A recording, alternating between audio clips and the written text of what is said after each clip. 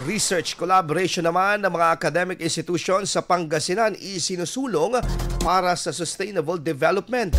Para sa detalye ng balitang yan, kasama natin Idol Joanna De Vera. 104.7 IFM Report.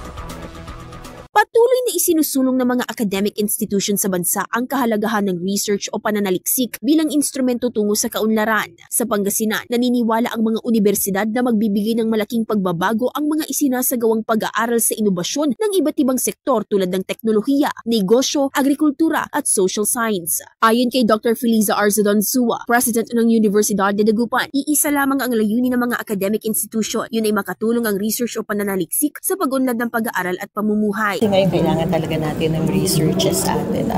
CHED wanted research-based programs or projects. So, joining conferences like this would enable us to advance our knowledge in terms of the academe, in terms of our economy, our sustainability to advance in our knowledge in our universities. Yung friendship and ties with other universities is important. We should have a boardless partnership or education. So it's not about being in the public, in the government school or in the public universities.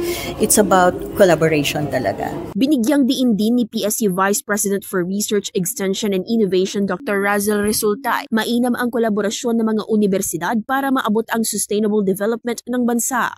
We all know that the Sustainable Development Goals will end at 2030. It's already 2025 and we nearly have 5 years more to achieve our goals, the Sustainable Development Goals. And our part is to help through research findings in order to have sustainable economic growth, sustainable agricultural growth, and other endeavors when it comes to the economic growth of the country and as well as the entire world. Kamakailan, lumagda sa isang kasunduan ang mga academic institutions sa Pangasinan sa ginanap na Conference on Technology, Social Science, Business, Agriculture and Fisheries o ICTS-BAF 2025 na nagbibigay daan upang mas makatulong pa sa mga pangangailangan ng mga komunidad. Kasama mula rito sa IFM Dagupan, ito si Idol Joanna De Vera. Tatak IFM.